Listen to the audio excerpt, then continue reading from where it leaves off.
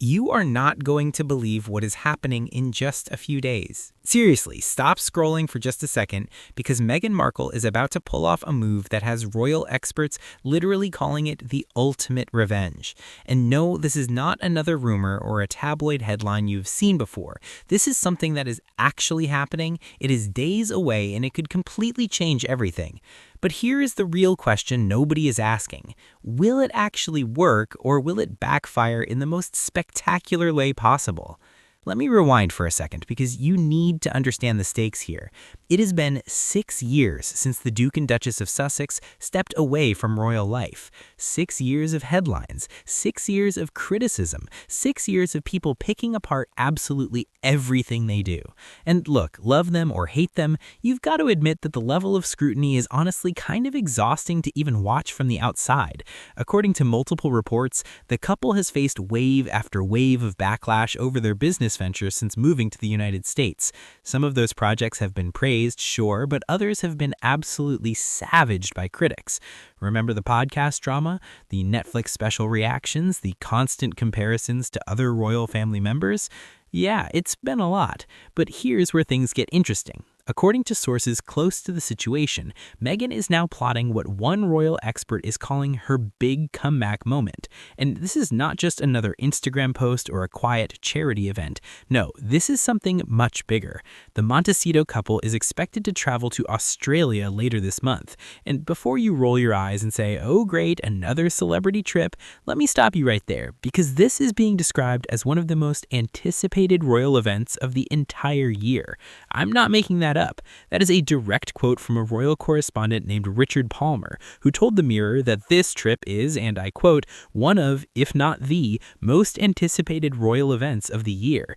Now, why Australia? Great question. Australia has always held a special place in the hearts of royal watchers, and Harry and Meghan's last visit there was back in 2018. That was during their 16-day royal tour of the South Pacific, and honestly, the crowds went wild, like genuinely wild. People lined up for hours just to catch a glimpse of them. So going back makes sense, right? But here's the twist that changes everything. According to the same royal expert, the Sussexes want to prove their critics wrong. They want to show everyone who has doubted them that they can actually pull off a successful public appearance. And if this trip is a huge success, Palmer says it will be, and I'm quoting directly here, Meghan's revenge.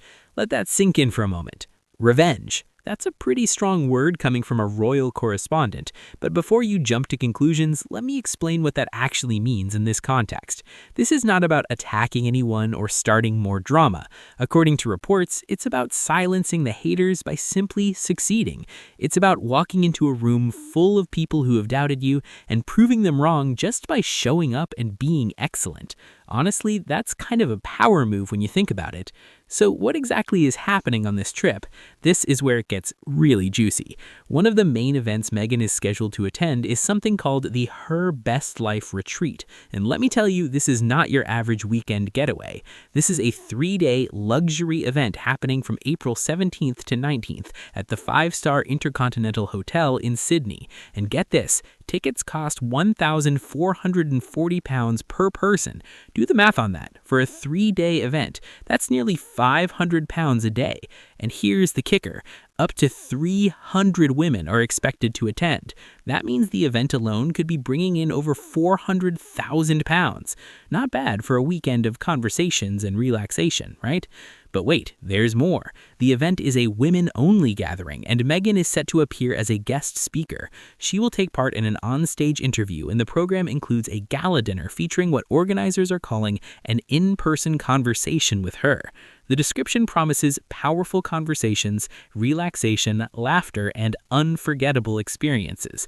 Now, I don't know about you, but when I see the phrase unforgettable experiences, my curiosity immediately starts tingling. What exactly does that mean? Are we talking inspirational speeches, behind-the-scenes stories, some kind of surprise moment? Organizers are keeping the details pretty vague, which honestly might be a smart move because it builds anticipation. And here's where the part will make some people seriously consider maxing out their credit cards. VIP tickets include premium seating at a table in the front 2 rows for the gala dinner, plus a group photo opportunity with Meghan herself. A group photo with Meghan Markle. Look, I'm not saying I would pay nearly £1,500 for that, but I'm also not saying I wouldn't think about it for at least a few seconds. For her biggest fans, this is basically a dream come true. For her critics, it's probably just more fuel for the fire. But here's my honest take. Whether you like her or you can't stand her, you have to respect the hustle. She's building something, and people are willing to pay serious money to be part of it. Now, before you ask, no, Prince Archie and Princess Lilibet will not be accompanying their parents on this trip. According to the information available, the children are staying home. That's probably a wise decision considering how intense media scrutiny can get during events like this. The last thing anyone wants is two young kids being thrown into that chaos. So Harry and Meghan are going solo, which means all eyes will be on them without the distraction of adorable little ones stealing the spotlight. But here's where the story takes an interesting turn. According to sources close to Meghan's team, she is determined to make this trip a success and is, quote, blocking out the noise. And honestly, that's probably the only way to survive at her level of fame. Can you imagine waking up every single day to thousands of people online either worshiping you or absolutely destroying you? That sounds exhausting. The same sources say the Sussex camp remains baffled by what has been described as a sustained fixation on undermining Meghan, and I have to say, when you look at the pattern, it's kind of hard to argue with that assessment. A source close to the Duchess's team told the Daily Express something that really made me stop and think. They said, and I am paraphrasing here, that there will always be a small but vocal group of commentators who treat criticizing everything she does as a kind of sport. The source went on to say, and this is a direct quote, "What is striking is how much hostility is directed at the simple fact that she is trying to build a business, as if that's somehow inappropriate or illegitimate. It's an odd reaction." You know what? I actually agree with that. Since when is it controversial for someone to start a business? People do it every single day, but when Meghan does it, it becomes a national news story. That's either a testament to her fame or a sign that some people just enjoy being negative. Probably a bit of both. The same source made another really good point. They said she and her husband stepped away from the institution and are financially independent. You would have thought that was precisely what critics wanted. Ouch, that's actually a fantastic argument. For years, critics complained that the Sussexes were costing the British taxpayers money. Then they left, became financially independent, and started earning their own income, and somehow that was also a problem. So what exactly do people want? It's almost like for some folks, no matter what Meghan does, it will never be enough, and that has to be incredibly frustrating to deal with. Now, let me share my personal opinion here because I think it's important to be honest. I don't think this trip is really about revenge in the way people imagine. Revenge usually implies anger and hostility and wanting to hurt someone, but from everything I've read, this seems more like a redemption arc than a revenge plot. It's about proving to yourself and to the world that you can succeed despite the obstacles. That's not revenge, that's just resilience, and honestly, we should probably celebrate resilience more often, instead of tearing people down for trying. That said, the pressure on Meghan right now is absolutely enormous. Think about it. Every move she makes will be analyzed. Every word she says during that onstage interview will be dissected. Every facial expression will become a meme or a headline or a heated debate on social media. The women attending that retreat are paying a lot of money to be there, which means expectations are sky high. If the event goes well, it'll be a massive win. If anything goes wrong, even something completely out of her control, the headlines will be brutal. That's a lot of weight to carry on your shoulders. But here's what gives me some hope about this whole situation. According to the reports, Meghan is genuinely excited about this trip.